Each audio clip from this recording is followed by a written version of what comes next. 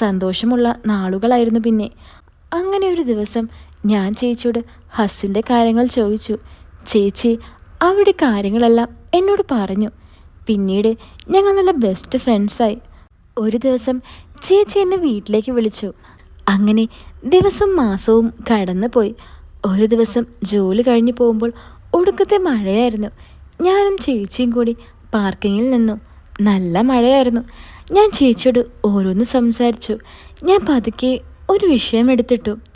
ചേച്ചി, ഞാനൊരു കാര്യം ചോദിച്ചാൽ ചേച്ചീനെ വഴക്ക് പറയോ? എന്താ പറ. അത് ചേച്ചിയുടെ മുഖത്ത് എന്താ എപ്പോഴും ഒരു വിഷമം? അത് ഒന്നുമില്ല, പറ ചേച്ചി, എന്നോടല്ലേ. അത് ഹസ്സിൻ്റെ കാര്യം ആലോചിക്കുമ്പോൾ. അതും പറഞ്ഞ് ചേച്ചി കരയാൻ തുടങ്ങി. അയ്യോ, കരയേണ്ട ചേച്ചി, എന്താ ഉണ്ടായത്? എന്തിനാ നിങ്ങൾ പിരിഞ്ഞത്?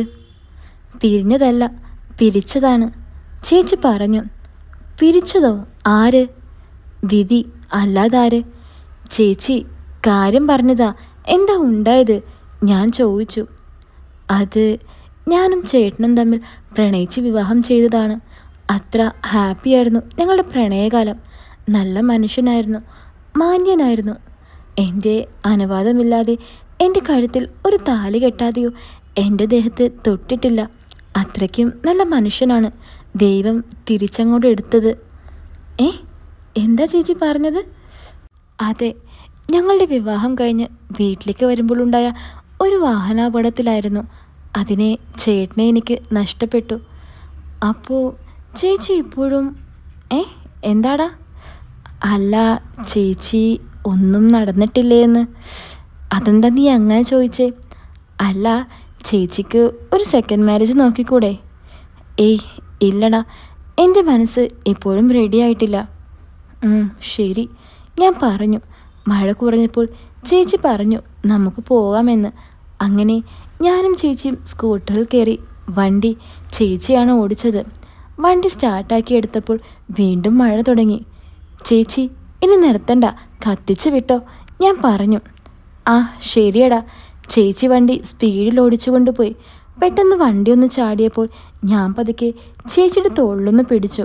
അപ്പോൾ തന്നെ ഞാൻ സോറി പറഞ്ഞു. എന്തിനാ സോറി? പിടിച്ചിരുന്നോ?